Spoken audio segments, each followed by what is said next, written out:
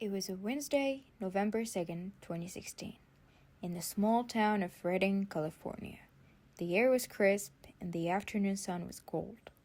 Sherri Papini, a woman whose beauty was only matched by her reputation as a devoted mother, laced up her running shoes and she headed out for her routine jog. She didn't have a care in the world. She was a 34-year-old mother of two, a 4-year-old boy and a 2-year-old girl, a wife to a man who was so in love with her. She was the kind of woman people called an angel on earth. But that afternoon, the angel did not come back home. Just imagine with me, you're being Kate Papini. You walk into your home at 5 p.m., the house is silent, the lights are off, your children aren't there, your wife isn't there. You call the daycare, and your heart stops when they tell you Sherri never showed up. This is the beginning of a 22-day nightmare that captivated a nation. A story of kidnapping, torture, and miraculous Thanksgiving survival. But as we sit here today, looking back at the evidence, we realize that every tear we shed for Sherri Papini was a part of masterclass in deception. Okay, look, to understand the shock, you have to understand the family. So, Sherri and Kate were the it couple for Redding. They lived in a beautiful home, they had a son Tyler and a daughter Violet. Sherri was the mom who made homemade crafts and left sweet notes on her husband's lunch. She was fragile, petite, and looked like she wouldn't hurt a fly. When Kate found her phone that evening, it felt like a scene from a horror movie. It was lying in the dirt at the intersection of Sunrise Drive and Old Oregon Trail. The earbuds were neatly coiled around the phone and tangled in the cord were strands of her long blonde hair. The police didn't find signs of struggle, no tire tracks, just silence. The town of Redding went into a state of emergency. Volunteers swarmed the woods. People took off work to search for her. Mothers stopped taking their kids to the park. A dark shadow had fallen over the community.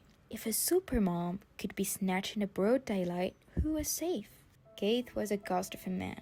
He went on a national news, his eyes hollow, his voice trembling. He said, "My heart is broken into a million pieces." The whole world felt that pain with him. We saw a husband who was dying from inside, and we saw a mother who was enduring a level of cruelty that the human mind is not meant to hold. Day 5, Day 10, Day 15, the search grew desperate. The FBI was called in. They executed 20 search warrants. They tracked 6 offenders. They looked into Kate, because in these cases it's almost always the husband. But Kate passed every single test. He was clean, he was a victim. Then things got weird. A man named Cameron Gamble, a ransom negotiator, appeared. He claimed an anonymous donor had provided a huge sum of money for Sherri's release. He stood in front of a camera and addressed the kidnappers directly. "We don't care who you are. We don't want the police involved. Just take the money and leave her at a safe location." The world was confused. Was this professional kidnapping? Was she being held by a cartel?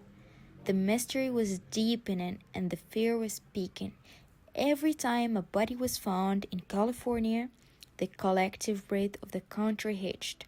Is it her? Is that Sherri? People were praying in churches from New York to California. We wanted our angel back. November 24th, Thanksgiving morning, while families were waking up to put their turkeys in the oven, a truck driver on L5 saw something that looked like hallucination kind of thing. A woman bound in chains, waving a piece of fabric. Yes, it's what you're thinking. It was Sherri. But let me just tell you, it wasn't the Sherri who left for a jog 22 days ago. She was skeletal, she weighed only 87 pounds.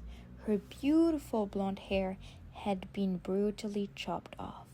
She had a bag over her head. She was covered in bruises, yellow, purple, and black. She had been branded, a mark burned into her skin like an animal. The details she gave to the FBI were chilling. She said 2 Hispanic women had snatched her at a gunpoint. She described a dark room where they kept her chained to a pole. She spoke of their sharp voices, of the loud music they used to drown out her crying. The word was terrified. There were 2 female monsters on the loose. For the next 4 years, Sherri lived as a national symbol of survival. She stayed out of the spotlight, tucked away in her home, protected by a husband who treated her like a porcelain doll that had been shattered and glued back together. But here's where the story you think you know ends, and the truth begins. The FBI never stopped looking for these 2 women, but they couldn't find them. No sketches matched anyone, no van was ever seen, but they found something. It was DNA on Sherri's clothing. There was DNA from 2 people. One was Sherri, and the other was a man. Not 2 Hispanic women, a man. In 2020, using the same technology that caught the Golden State Killer, they found the match. His name was James Reyes. He lived in Southern California, and he wasn't a kidnapper, he was an ex-boyfriend. When the FBI knocked on his door, James did not look like a criminal. He looked tired. They sat down, and he told them literally everything. He said Sherri had called him, claiming Keith, her husband, was abusing her. She begged him to come pick her up. She told him she wanted to hide.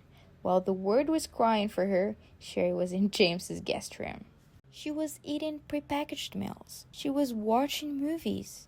And the injuries? The torture?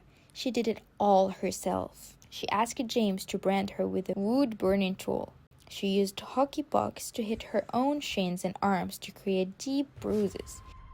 And of course, our angel Sherri doesn't stop here. She told James to chop her hair off. She planned every single scar so she could return as the ultimate victim. She didn't want to leave her family. She wanted to be the hero of a story that didn't exist. The final blow came in a cold interrogation room. The FBI brought Sherri and Keith in. They showed them the evidence. They told them that they had found James. And Sherri, even then, she didn't stop.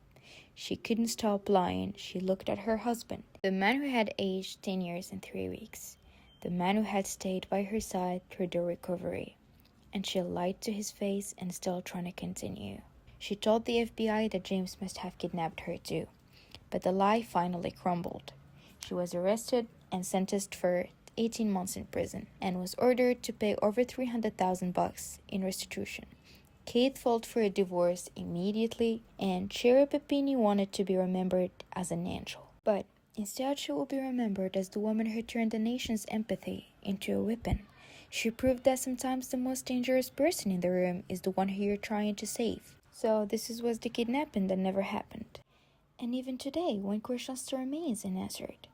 How does a story like this even begin without anyone noticing the truth? And what's more important is how many other stories are still out there waiting to be uncovered. And that's where the story ends, at least for now. But I want to know, what do you think? What's your theory? Let me know in the comments, and if you enjoy stories like this, don't forget to like and subscribe. There's a lot more coming.